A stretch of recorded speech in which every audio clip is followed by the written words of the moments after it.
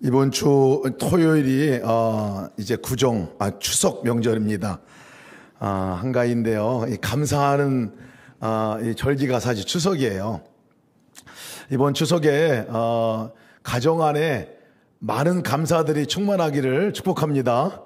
네, 우리가 주일날마다 예배할 때 감사 제목을 적어서 하나님께 드리잖아요. 그것이 진정한 예배입니다. 하나님 가장 기뻐하는 시간인데, 또한 다른 사람들에게도 우리가 감사로 함께 얘기할 때 마음이 기뻐집니다. 그리고 그 가운데 진정한 평안이 있어요. 이번 추석 때는 집에서 부모님들에게도 자녀들에게도 형제들에게도 감사 제목을 좀 적어서 또 말로 읽어주시든 아니면 말로 해주시든, 그것도 나는 어렵다 하면 돈으로 주시든 선물로 주시든 표현을 좀 하는 그런 시간이 됐으면 좋겠습니다. 100마디 말이 있어도 사실은 우리가 다 할 말이 많아도 감사의 말만큼 최고의 칭찬과 격려가 없을 것 같습니다. 이번 추석 때 함께 가족들에게 그런 감사의 말 많이 전해주시는 여러분 되시 축복합니다. 특별한 은혜의 추석이 될 것 같습니다. 그래서 메리 추석 하고 싶지만 그냥 추석 명절을 인사를 대신하겠습니다. 우리 예수님을 믿는 이 신앙의 삶을 시작하면 대부분 이렇게 처음에 고백하는 분들이 많아요. 어떤 고백이냐면요, 예수님 믿고 나면 아무런 문제도 없이 꽃길만 가는 줄 알았는데 왜 문제가 나에게 생기냐, 예수님 믿는데 어려운 문제, 그것도 이전보다 더 심해진 것 같다, 이렇게 또 얘기하는 분들도 많이 만나게 됩니다. 또 정말 열심히 섬기고 봉사하고 교회 안에서도 또 다른 곳에서도 좀 잘 살려고 하는데 왜 내게 고난은 끊어지지 않느냐, 더 어려움들이 생기느냐 하고 이렇게 얘기하는 분들도 만나게 됩니다. 많이 우리가 경험하기도 합니다. 예수님 믿고 사는 거나 믿지 않고 사는 거나 뭐가 차이가 있어요? 이렇게 불평어린 또 얘기를 하시는 분들도 계세요. 여러분들은 어떠신지 모르겠습니다. 예수님 믿고 나서 여러분 어떠신지 모르겠어요. 잘 믿으면 인생에 아무런 문제가 없이 그렇게 살아가는 건가요? 또 하나님의 일을 많이 하면 우리가 고난도 없이 그냥 꽃길만 펼쳐지면서 살아가게 될까요? 그렇지 않습니다. 코로나가 기승을 부리는 시절에 우리 살고 있는데요. 코로나가, 이 바이러스가 예수 믿는 사람 피해가지 않습니다. 다 동일하게 그 범주 안에서 우리가 또 함께 살아갑니다. 경제적인 위기, 우리가 우크라이나 이 사태로 인해서 엄청난 위기를 맞이하고 또 환율 위기, 굉장히 많은 그런 상황에 직면할 때 피해가지 않아요. 모두가 함께 경험하는 어려움에 직면하게 됩니다. 복음을 전하는 선교지에서 선교사님들도 보면요, 그 선교지에서 오히려 잘 될 것 같은데 정말 고군분투하고 어려움 겪고 힘들어하는 고난을 엄청나게 많이 겪는 선교사님들 경험하고 또 보게 됩니다. 꽃길이 펼쳐지는 우리가 생각하는 그 길이 사실은 아니죠. 코로나 바이러스에 노출되면 누구나 다 바이러스에 걸리게 됩니다. 저도 코로나 바이러스 오랫동안 견뎌가지고 나는 면역력 슈퍼갑이다 이렇게 해가지고 교만을 떨었는데 아주 바로 그냥 그 다음에 코로나가 이렇게 걸리게 됐습니다. 근데 코로나를 걸리고 나서 정말 그것들이 경험되고 났을 때에 내가 어땠는가 보니까요, 코로나는 막을 수 없는데 코로나를 걸리고 나서 정말 중요한 것들을 깨닫게 됐습니다. 정말 중요한 것, 다른 사람들의 아픔과 어려움이 보이게 되더라고요.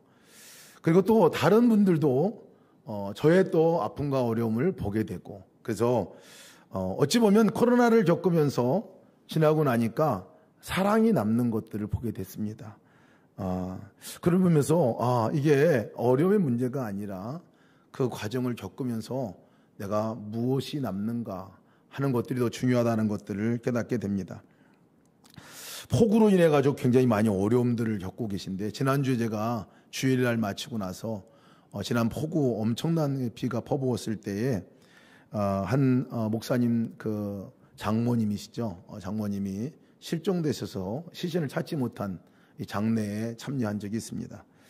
가보니까 너무나 사실은 마음이 안타깝더라고요. 그 재난과 재해 가운데서 피하지 못하시고 결국은 어머니가 돌아가셨어요. 돌아가셨는데 다들 슬퍼하는 그 장례가 될 뻔했는데요. 그때 목사님이 말씀을 하실 때에 위로 예배 때 그 얘기를 하시더라고요. 우리의 시신을 찾을 수 없고 슬퍼하는 장례 같지만 이 시간 꼭 돌아봤으면 좋겠다는 것이, 그 어머니가 사실은 그 가족들을 건지기 위해서, 가족들을 물이 그 집으로 들어오지 않게 하기 위해서 혼자 나가셔가지고 그렇게 그 일을 하시다가 사실은 돌아가셨다는 거예요. 그러면서 평생을 사랑으로 살아오신 그 어머니, 또 그리고 그 어머니가 누구나가 다 한 번 죽게 되는데 그 폭우 가운데서 어찌 보면 자녀들에게 가장 큰 사랑을 남기고 돌아가시지 않았나 하는 그런 얘기를 해주셨습니다. 어머니가 천국 가 계신데 지금 우리가 슬픔 가운데 있는 것 같지만 사실은 어찌 보면 어머니가 가장 위대한 사랑의 유산을 우리 가족들에게 남긴 것이 아닌가 하는 그런 말씀을 해주시면서 제가 큰 감동을 받았습니다. 예수님 믿는다고 해서요, 우리가 어떤 재해를 막는 어떤 부족과 같은 것이 사실은 아닙니다. 이 땅을 살아가면서 여러 가지 경험들, 모든 문제 앞에 살아가는 그 가운데서 어떻게 우리가 살아갈 것인가에 대한 분명한 답을 주는 것이 예수님 믿는 능력 가운데 하나이죠.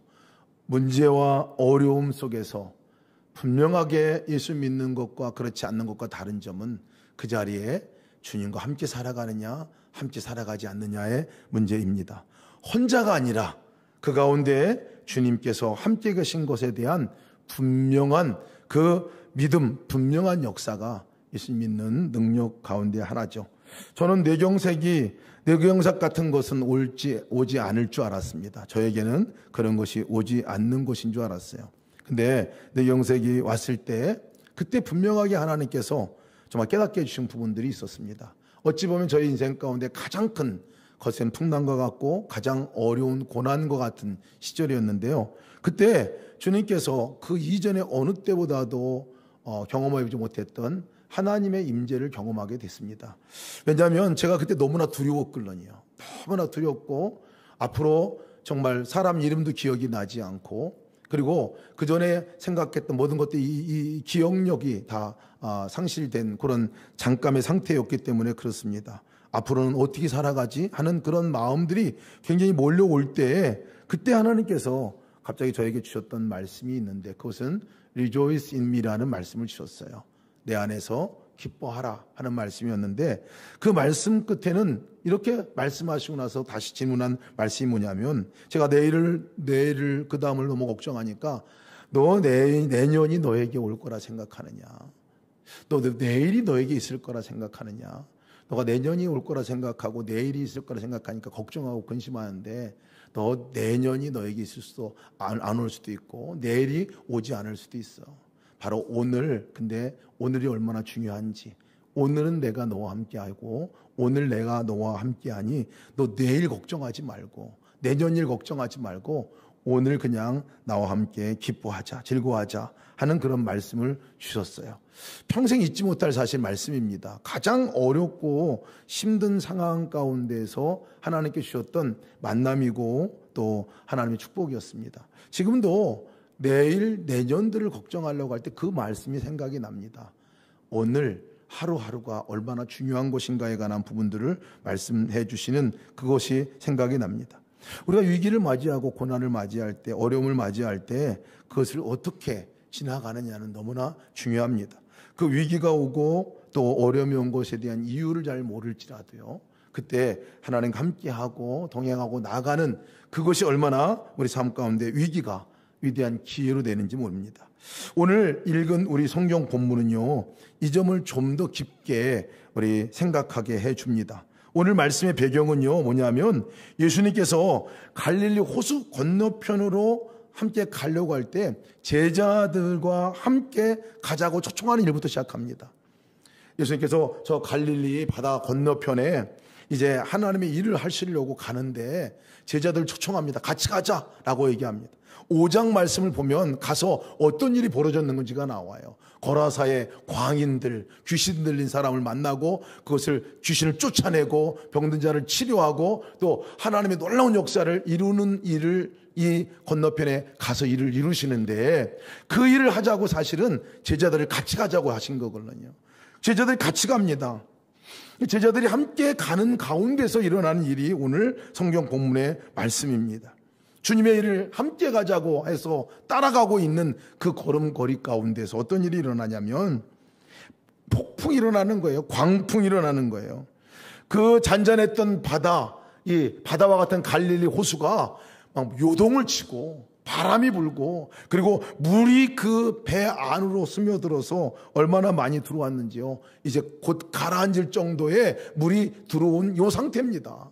그러니까 제자들이 얼마나 두려웠는지 또 얼마나 이 어부들, 다 어부들 아니에요? 어부들 출신들 있는 제자들이 많은데 노력했겠습니까?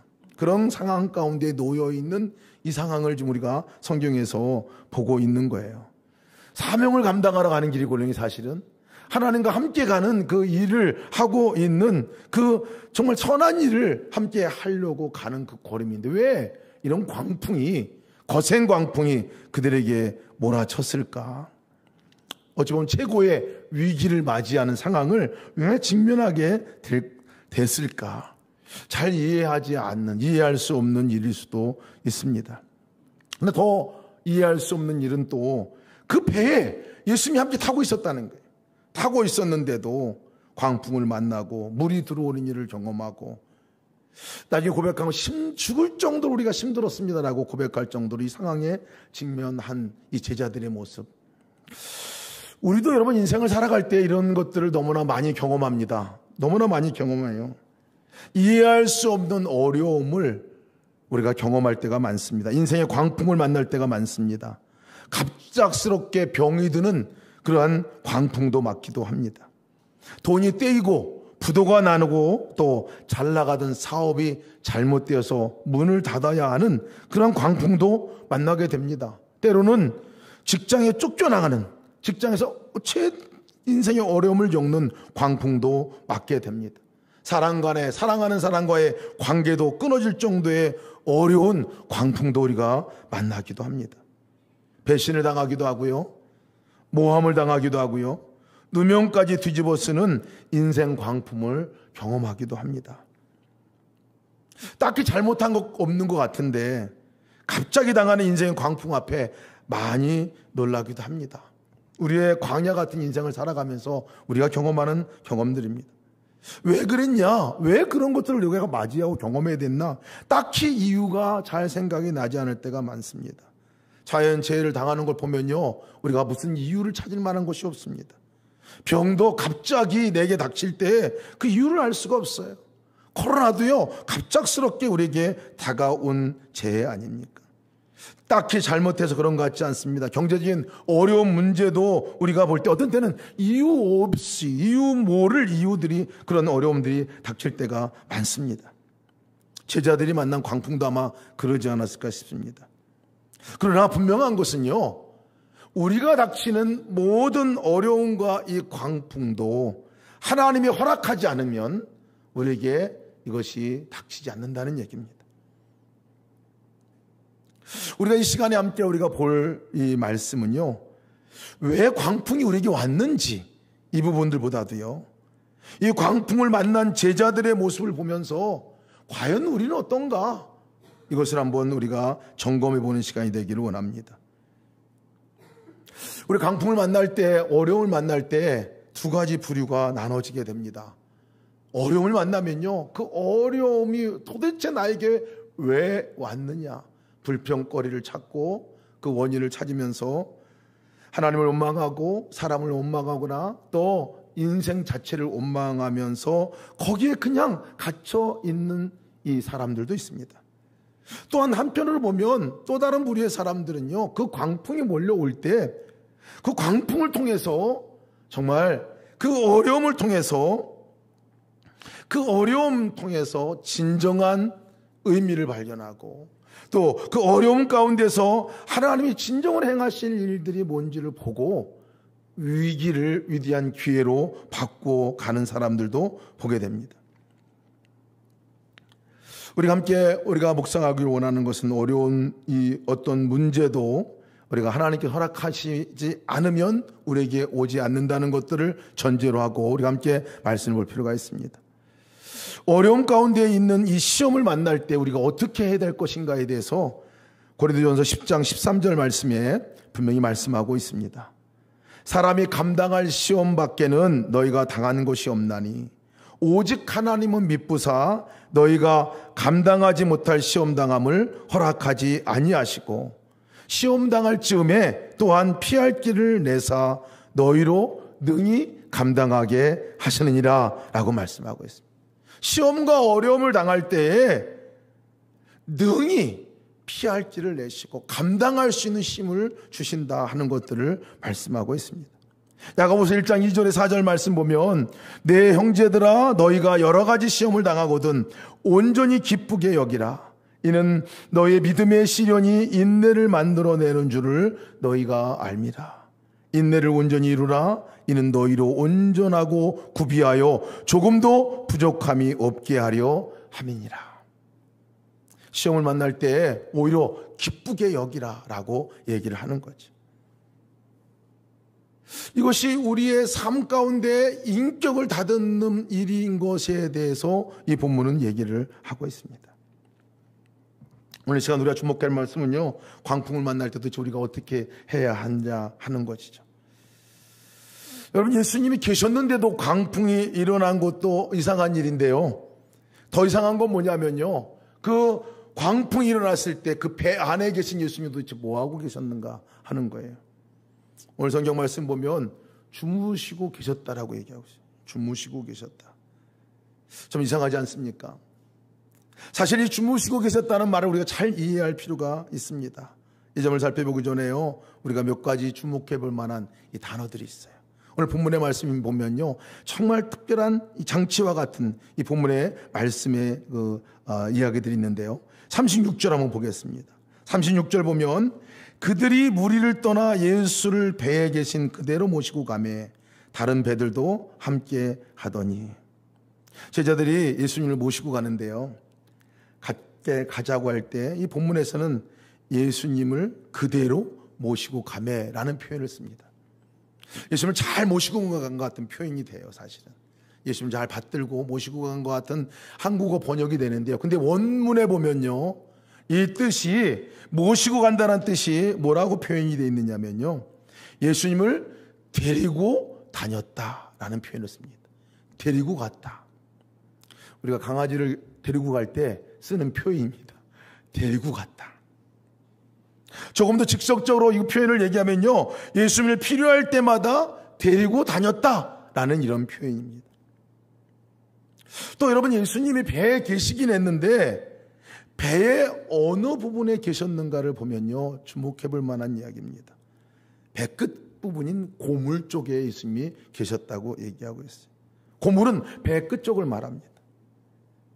그 배 끝쪽에 예수님이 계셨다라는 그 표현이 구석에 그냥 내려놓다라는 그런 표현입니다. 구석에 내려놓았다. 그러니까 필요할 때 불러 쓰는 정도의, 마치 종을 데리고 다니듯이 데리고 가고 여기 있어라 하고 필요할 때 부르는 이런 존재로 지금 예수님을 묘사하고 있는 거예요. 광풍을 만난 이 폭풍을 만난 이 제자들이 나올 때도 그 안에서도 실제 지금 예수님과 그들의 관계를 보면 그냥 데리고 오는 정도, 필요할 때 쓰는 정도, 그리고 정말 저 구석된 곳에 그냥 모셔뒀다가 함께 불러내는 그러한 정도의 이 예수님과 제자들의 관계로 이 표현을 하고 있어요. 나중에도요, 주님께 찾아가긴 하지만 이 제자들이 불평하면서 주님께 말합니다. 우리가 두려워 죽게 됐습니다. 왜 아무 일도 하지 않고 지금 여기 주무시고 계십니까? 라는 뉘앙스로다가 원망하면서 얘기를 하는 게 제자들의 이 표현이었습니다.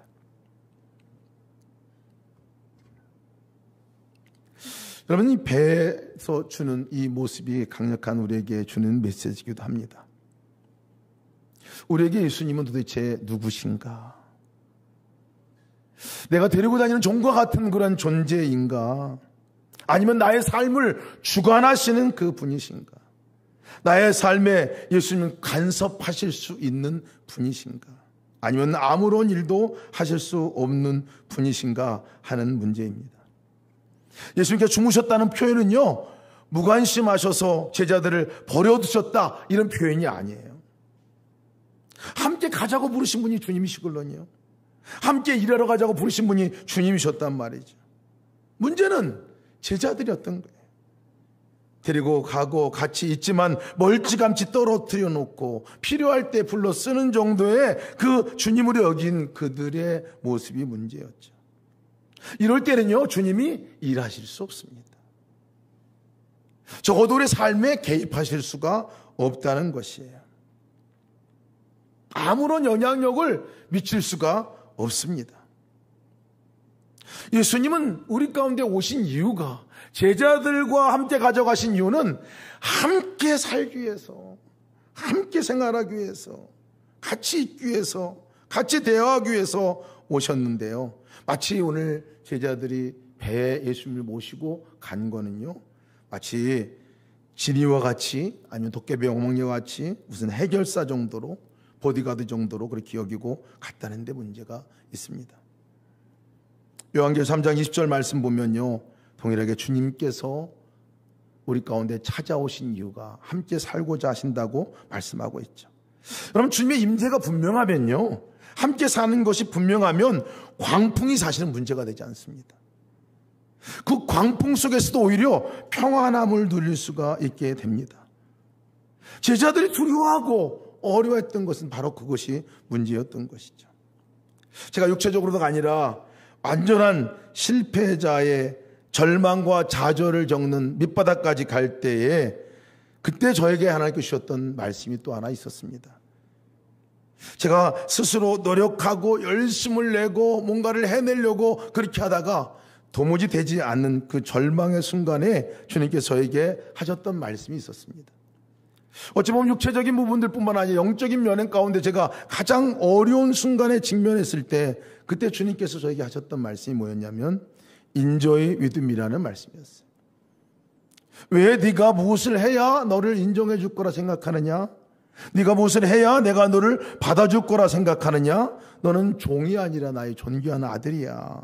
그러니 나와 함께 놀자, 인저해하자 라고 하시는 말씀이었습니다. 이 말씀도요, 가장 제가 좌절하고 절망할 때, 가장 제가 주님을 멀리 있다고 생각하는 그 순간에 주님께 찾아오셔서 사실은 하셨던 말씀입니다. 오히려 어려움이 그 상황 가운데 친밀한 자리로 나갈 수 있었던 계기가 되었습니다. 어찌 보면 우리가 인생의 광풍을 주님께서 우리에게 허락하신 이유는요, 우리를 돌아보게 하는 놀라운 계기가 되어집니다. 진짜 내가 누구인지를 발견하게 하고, 진짜 내 삶 가운데 찾아오신 주님이 누군지를 알게 하시려고 사실 허락한 우리의 고난이고 거센 풍랑이라고 할 수도 있습니다.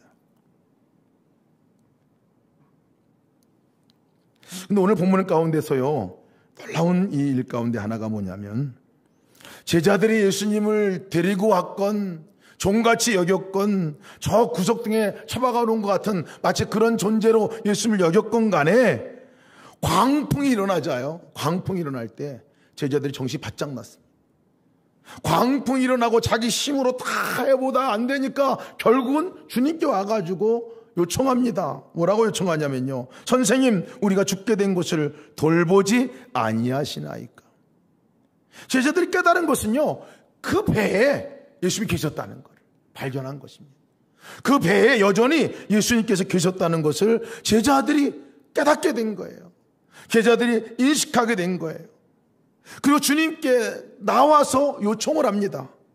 선생님, 우리가 죽게 된 것을 돌보지 아니하시나이까. 우리가 죽게 되었습니다라고 얘기를 하는 거죠.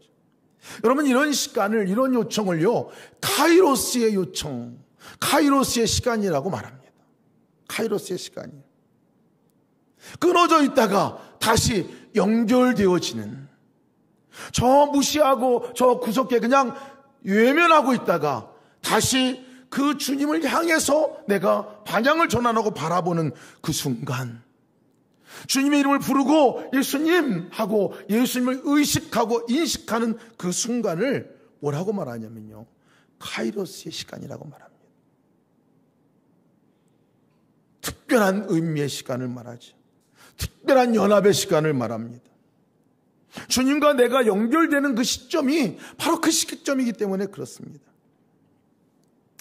고난이요, 위장된 축복이다라고 이렇게 얘기를 합니다. 위기가 위대한 하나님의 기회라고 말합니다. 이렇게 말하면요, 그런 말 말하세요. 내 고난이 얼마나 큰데 그것이 축복이라 말할 수 있습니까? 내 위기가 얼마나 중요한데 그것을 위대한 기회라고 말할 수 있습니까? 이렇게 얘기들 합니다. 그렇게 말할 만합니다. 왜? 우리들에게 닥치는 고난과 우리에게 닥치는 위기가 너무나 중요하기 때문에 사실 그렇게 말할 만합니다. 근데 여러분, 그때 우리가 깨달아야 할 것은 그 시간이 카이로스의 시간, 주님과 만남의 시간, 주님과 접속하는 시간, 주님의 은혜를 입는 시간, 주님이 정말 내 삶 가운데 주님 되시는 시간이 되는 절호의 기회이기 때문에 우리가 그 시기를 위기가 위대한 기회가 될 수 있다라고 얘기를 하고 있는 것입니다. 우리도 그렇게 외쳐야 합니다. 주님, 제가 죽게 되었습니다. 저를 돌봐 주십시오. 주님, 제가 죽게 되었습니다. 저를 돌봐 주십시오. 여러분, 이 고백이 잠자고 있던 주님이 깨어나고요, 잠자고 있었던 같은 주님이 진짜 일하기 시작하십니다. 여러분, 주님이 거기서 정말 잠들으셨겠습니까? 외면했겠습니까? 일하기를 원하도 주님이 우리 삶 가운데 개입하시지 못할 때가 너무나 많아요. 근데 주님이 이 고백으로 인해서 일하기 시작하신다는 거예요. 주무에 계신 주님께서 일어나 이제 제자들의 요청에 들어 바다를 향해서 명령하십니다. 잠잠하라, 고요하라 하고 이렇게 명령하십니다. 이 바다가 잠잠해지죠. 그리고 나서 예수님께서 이 제자들을 향해서 제자들의 두려움과 믿음 없음을 책망하십니다. 제자들의 믿음 없음을 책망하셨어요. 제자들의 믿음 없음이 뭡니까? 제자들의 두려움은 어디서 온 겁니까? 사실 자기들이 죽게 되었다고 말하는 그 두려움은요, 믿음 없음으로부터 온 거기 때문에 그렇습니다.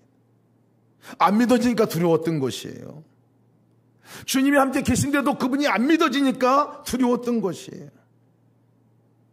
이런 제자들이 주님이 믿어지고 나니까요, 주님이 함께 하신 것을 보고 나니까 뭐라고 경험하고 고백하게 되냐면요, 그가 누구이시기에 바람과 바다도 순종하는가라고 고백합니다.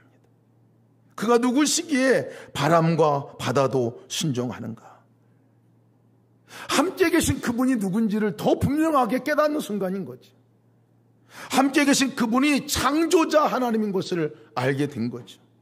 함께 계신 하나님이, 예수님이 바람과 파도도 잠잠케 하실 분인 것을 보게 된 거죠. 전능자이신 것을 깨닫게 된 것이죠. 그들에게 두려움이 사라집니다. 믿음이 생기고 나니까 두려움이 사라지고 거센 풍랑이 문제가 되지 않습니다.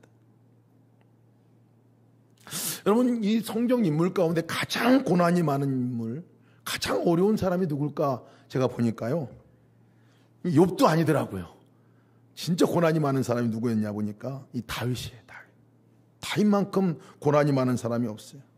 가장 많은 인생의 어려움을 경험하고 체험했던 사람, 심지어는 자기 아들이 자기를 배신하고 반란을 일으켜서 자기를 죽이겠다고 지금 반란군들을 동원해가지고 오고 있는 그런 상황도 맞이했던 것이에요. 왕궁을 쫓겨났어요. 도망갔어요.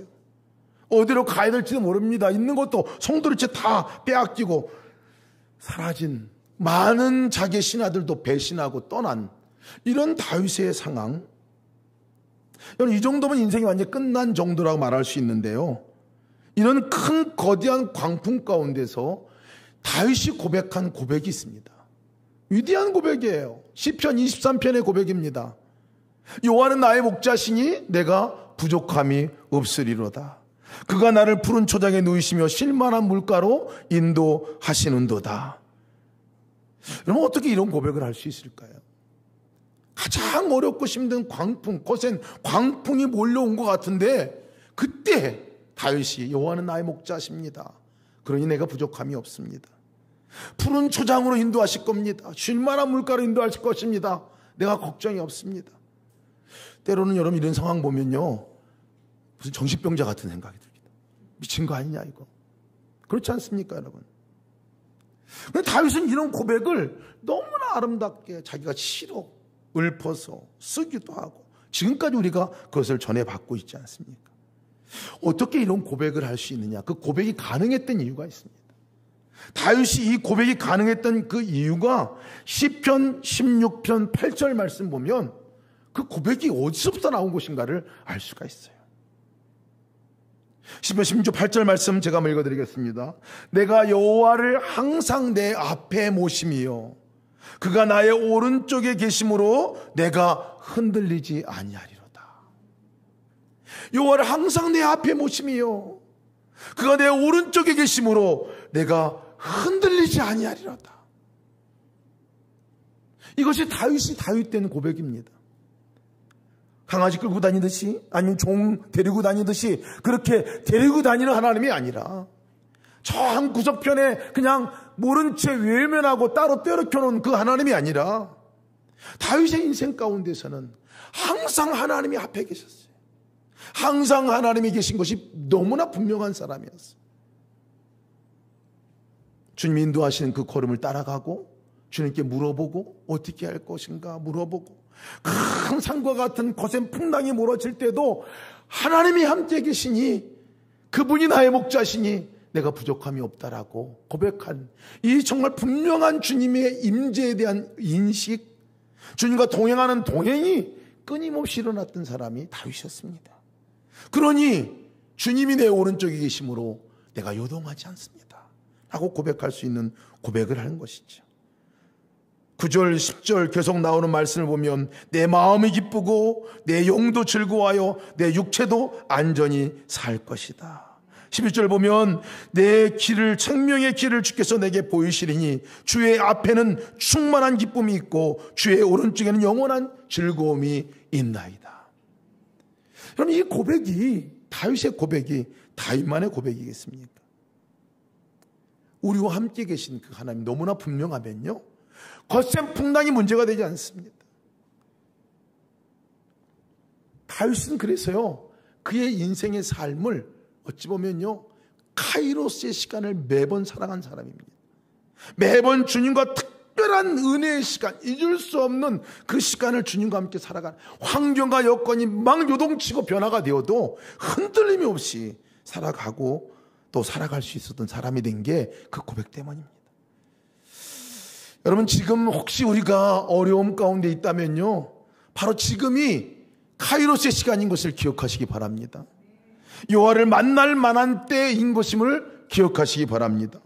가까이 계신 그것을 확인하는 때인 것을 기억하시기 바랍니다.